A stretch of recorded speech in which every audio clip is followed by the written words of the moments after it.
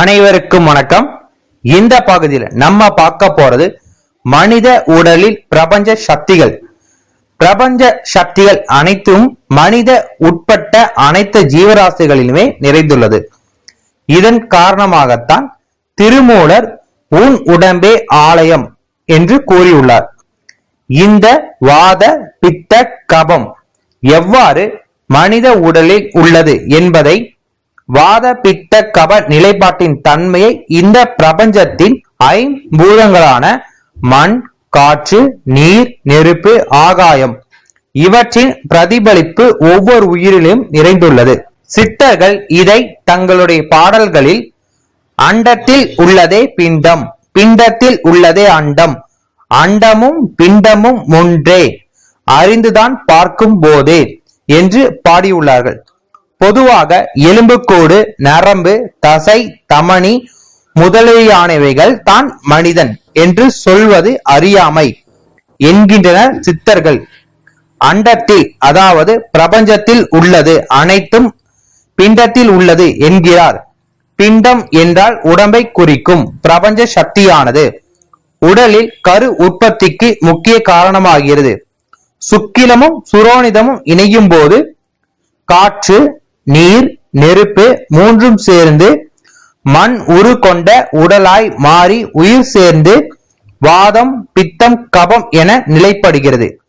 இவ்வாறு பஞ்சபூதங்களுள் அமைந்துள்ள உடலானது உலகில் உள்ள தாது பொருட்கள், தாவர பொருட்கள் என அனைத்து சங்கமமாகிறது. மனித உடல் ஐம்பெரும் பூதங்கள் அடங்கிய சிறு பிரபஞ்சம் என்று சித்தர்கள் கூறுகின்றனர். மேலும் மனித உடலில் உள்ள ஒவ்வொரு உறுப்பும் பிரபஞ்சத்தில் உள்ள பொருட்களோடு தொடர்பு கொண்டதாகும். இந்த தத்துவங்களின் அடிப்படையில் தான் மனித உயிர் அனைத்து சக்திகளையும் அடக்கி ஆளும் தன்மை கொண்டதாக கூறுகின்றனர். சூரிய சக்தியானது மனிதனின் தாமரகம் என்னும் இதயத்துடன் தொடர்புடையது என்றும், மூளை, நரம்புகள் அனைத்தும் சந்திரனோடு தொடர்பு உடையது என்றும், பித்தப்பை, ரத்தம் செவ்வாயோடு தொடர்பு கொண்டவை என்றும் உடலை பிரபஞ்சத்துடன் ஒப்பிடுகின்றனர். சூரிய சக்தி தாமரகம் அதாவது இதயம், சந்திர சக்தி மூளை, நரம்புகள், செவ்வாய் பித்தப்பை, ரத்தம் இதை செந்நீர் என்றும் குறிப்பிடுகிறார்கள் சித்தர்கள். சுக்கிரன் இடுப்பு பகுதி, புதன் நுரையீரல், குரு கல்லீரல், சனி மண்ணீரல். ஆகவே மனித உடலானது கிரகங்கள் அதாவது கோள்கள், நட்சத்திரங்களின் ஆதிக்கத்தை பொறுத்து மாறுபாடு அடைகிறது என்பது புலனாகிறது. பிரபஞ்ச சக்தியை அடைந்த சித்தர்கள், ஞானிகள், ரிஷிகள் இந்த கோள்களின் ஆதிக்கத்தை மாற்றியும் நட்சத்திரங்களின் தன்மைகளை மாற்றி அமைக்கும் சக்தி பெற்றவர்கள். சில சமயங்களில் இவற்றில் மாற்றங்கள் ஏற்படுத்தி இயக்குபவர்கள். இவர்களே பிரபஞ்சத்தில் மனிதனே முதன்மையானவனாகவும் அவன் தன்னைத்தானே அறிந்து கொள்பவனாகவும் இருக்கின்றான்.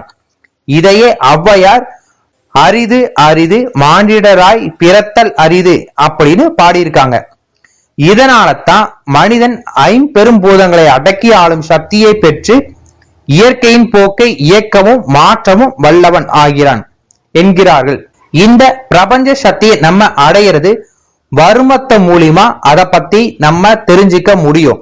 வரும கலையில இந்த பிரபஞ்ச சக்தி இழுக்கிறத பத்தி நம்ம முன்பதிவு வீடியோக்கள்ல கொடுத்திருக்கோம்.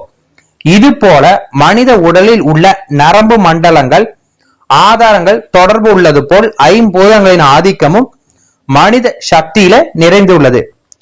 ஆகையால் மனிதன் ஐம்பூதங்களை அடக்கியாள முடிகிறது. இதைத்தான் சித்தர்கள் பல நூல்களையும் ஜோதிட சாஸ்திரங்களையும் மனிதனுக்கு கோள்களின் மாற்றங்களால் ஏற்படும் பாதிப்புகளை துல்லியமாக கணித்து கூறியுள்ளார்கள். பஞ்சபூதங்கள் வாத பித்த கபம் நிறைந்தது அதனதன் நிலைப்பாட்டுடன் உள்ளது. பிரபஞ்சத்தின் கோள்களின் ஆதிக்கம் மாறும்போது உடலில் உள்ள வாதம், பித்த, கப மாறுபாடு ஏற்படுகிறது. இதனால் மனிதன் பல நோய்களுக்கு ஆளாக நேரிடுகிறது. இப்படிப்பட்ட கோள்களின் ஆதிக்கத்தை தெரிந்து கொண்டு அதன் மூலம் மனிதன் நோய் நொடியின்றி தன்னை காத்து கொள்ளவே வான சாஸ்திரம், ஜோதிட சாஸ்திரம் போன்றவற்றை சித்தர்கள் உருவாக்கினர். மனித உடலானது பிரபஞ்சத்தில் ஒரு பிரபஞ்சமே என்று சித்தர்கள் குறிப்பிடுகிறார்கள். நிலம், நீர், நெருப்பு, காற்று, ஆகாயம் இந்த ஐம்பூதங்கள் நம் உடலில் செயல்படுகிறது. ஐம்பூதங்களின் தன்மையினால் உருவானது உடலானது அண்டத்தின் செயல்பாடுகளால் தான் இயக்கப்படுகிறது. இத்தகைய உடலை இயக்கும் உயிர் ஸ்தானம் எங்குள்ளது என்பதை தியானத்தின் மூலமே அறிந்து கொள்ள முடியும். சித்தர்கள் தங்களின் தவ பயனால் உடலின் சார அம்சங்களை அறிந்து கொண்டு மனதை செம்மைப்படுத்தி ஒருநிலைப்படுத்தும் போது உடலில் உள்ள ஆதாரங்கள் அனைத்தும் ஒன்றுடன் ஒன்று தொடர்பு கொண்டு ஒரே நேர்கோட்டில் வரும்போது திளர்ந்த காலம் எனப்படும் சுழிமுனையில் ஒளியை ஏற்படுத்துகிறது. இந்த நிலையில்தான் உடலில் பஞ்சபூதங்கள் செயல்பாடுகளும் கோள்களின் ஆதிக்கத்திற்கும் நேரடி தொடர்பு இருப்பதை கண்டறிந்தார்கள். இதைத்தான் சித்தர்கள் அகாரம், உகாரம், மகாரம் என்ற சொல்லின் வடிவம்தான் ஓம் என்று அழைத்தார்கள்.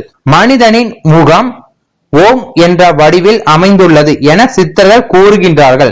ஆகையால் தான் தமிழ் மொழியில் ஆ என்ற எழுத்தை முதல் உயிரெழுத்தாக கொண்டுள்ள திருவள்ளுவர் தன்னுடைய திருக்குறளில் அகர முதல எழுத்தெல்லாம் ஆதி பகவன் முகற்றே உலகு என்று பாடியுள்ளார். திருவள்ளுவர் இறை வணக்கம் பாடவில்லை. அதனால் அகர என்ற சொல் இறைவனை வணங்கும் முதல் சொல்லாகும்.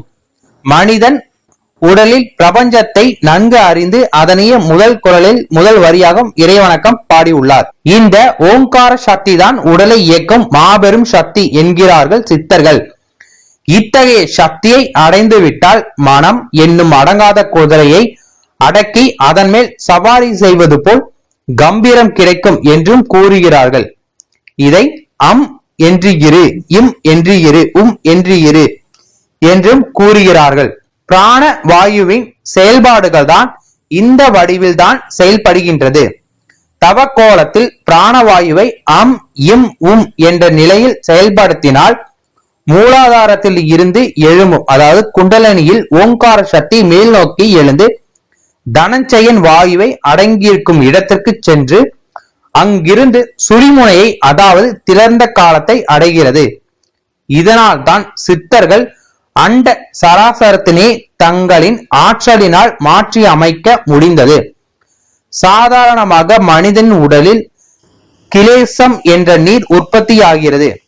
இந்த கிலேச நீரை ஒரு நிலைப்படுத்தும் போது உருவாகும் நீரைத்தான் அமிர்த கலை நீர் என்று அழைக்கின்றனர். இந்த கிலேச நீர் என்பது ஒன்றை பார்த்தவுடன், கேட்டவுடன் அல்லது உணர்ந்தவுடன் உடலில் ஊறும் ஓர் அபரிவிதமான நீராகும். இந்த நீர் எண்ணங்களுக்கு ஏற்ப உற்பத்தியாகிறது, மாறுபாடு அடைகிறது. உதாரணமாக, ஓர் ஆண் ஒரு பெண்ணை பார்க்கும் போது அல்லது ஒரு பெண் ஒரு ஆணை பார்க்கும் போது உடலில் ஒரு வகையான மனக்கிளர்ச்சி உண்டாகும். அப்போது சுரக்கும் நீர் மன கிலேச நீராகும்.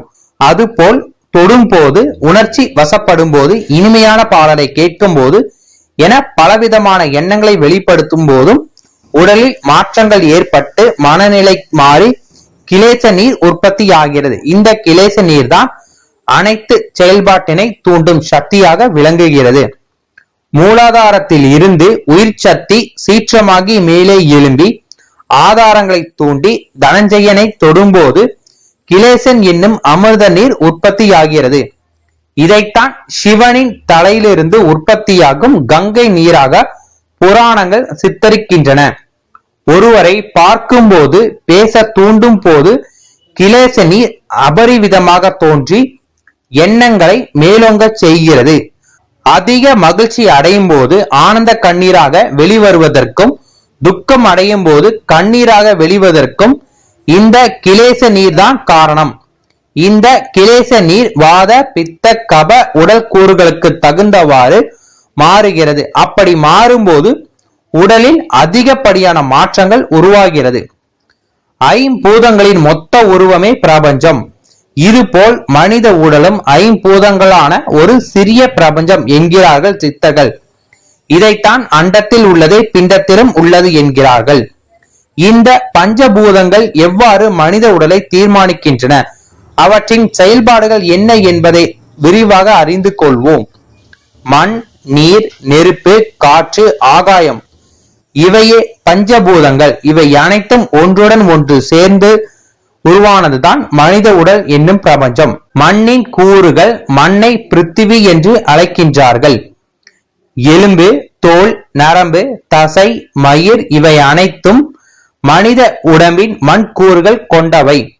பிருத்திவியில் பிருத்திவி அதாவது மண்ணில் மண் சேர்ந்ததால் உருவானதுதான் எலும்பு என்றும், மண்ணுடன் நீர் சேர்ந்து உருவானதான் தசை என்றும், மண்ணுடன் நெருப்பு சேர்ந்து உருவானதான் தோல் என்றும், மண்ணுடன் வாயு சேர்ந்து உருவானதான் நரம்பு என்றும், மண்ணுடன் ஆகாயம் சேர்ந்து உருவானதான் மயிர் என்றும் குறிப்பிடுகிறார்கள்.